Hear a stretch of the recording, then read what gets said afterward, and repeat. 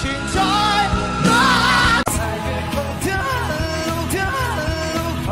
那个 screenshot 我都很不爽啊！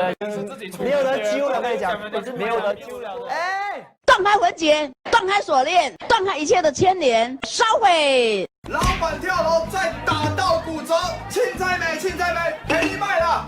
错过路过，这次真的不要再错过了。开火啦！开火都不会开，我看你笨手笨脚的，老太呀！将会是怎样？感受澳門心醉時刻。Hello， 大家好啊！你们也需要喉咙救星吗？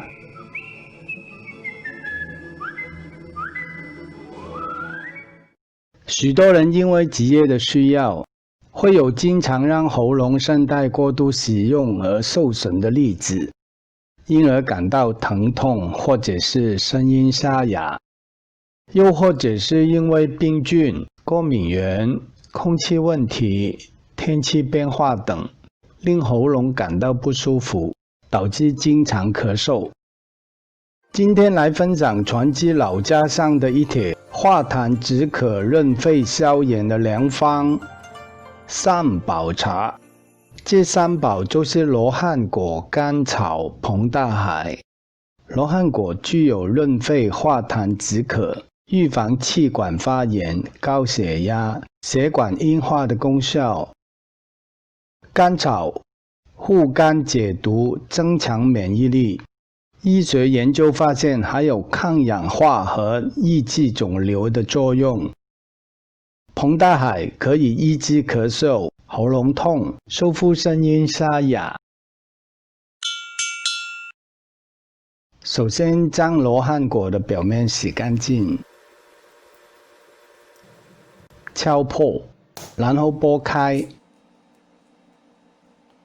罗汉果的籽本身是具有甜味的，如果你使用过量的话，太甜反而会惹痰。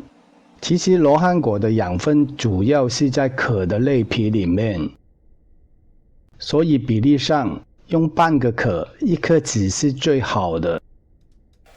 准备800cc 的清水，一颗籽半个壳。煮之前要将壳先捏碎，然后放甘草。而膨大海呢，是要等到罗汉果和甘草煮好之后才放进去。把水加热，等到水滚之后，将火调到最小，煮15分钟，然后关火，放入1到2颗的膨大海，再焖泡15分钟就完成了。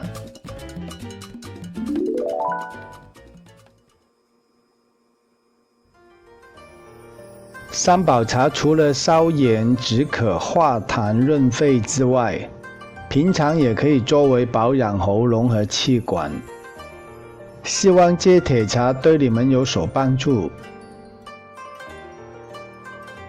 喜欢这部影片，不妨支持一下，给个赞、订阅和分享出去，帮助更多的人。同时也欢迎大家留言指教。下期厨房见啦，拜拜。